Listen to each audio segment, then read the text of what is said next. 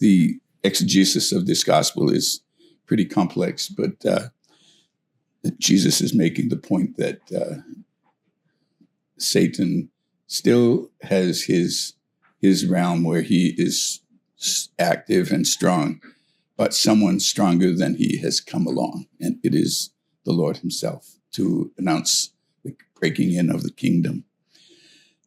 A Harvard professor and an observant Jew shares one of the most remarkable witnesses I have ever heard. He says, during the spring of 1987, I took a few days off from work and went to Cape Cod to spend time communing with nature.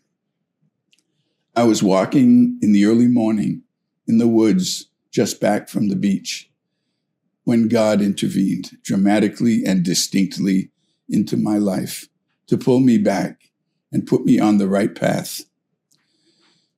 As I was walking, lost in my thoughts, I found myself in the immediate presence of God. It is as though I fell into heaven. Everything changed from one moment to the next, but in such a smooth and subtle way that I was not aware of any discontinuity.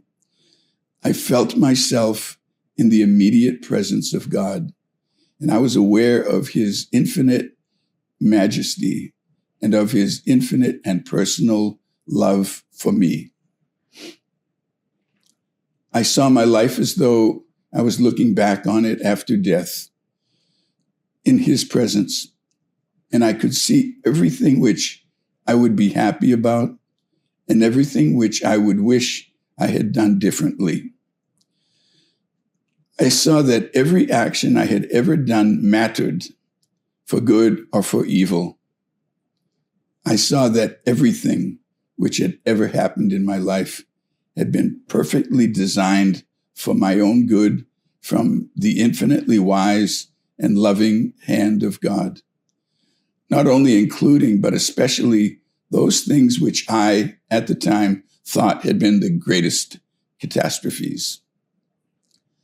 I saw that my two greatest regrets when I died would be every moment which I had wasted not doing anything of value in the eyes of God, and all the time and energy which I had wasted worrying about not being loved, when every moment of my existence I was bathed in an infinite sea of love, although unaware of it. I saw that the meaning and purpose of my life was to worship and serve my Lord and Master, in whose presence I found myself. I wanted to know his name so that I could worship him properly, so that I could follow his religion. I remember silently praying, "Tell me your name. I don't mind if you're Apollo and I have to become a Roman pagan.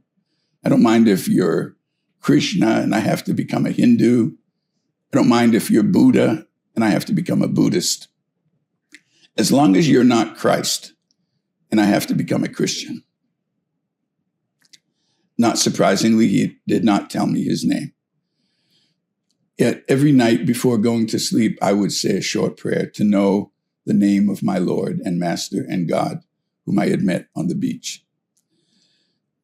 A year to the day after the initial experience, I went to sleep after saying that prayer and felt as though I was awakened by a gentle hand on my shoulder and escorted to a room where I was left alone with the most beautiful young woman I could imagine. I knew without being told that she was the Blessed Virgin Mary.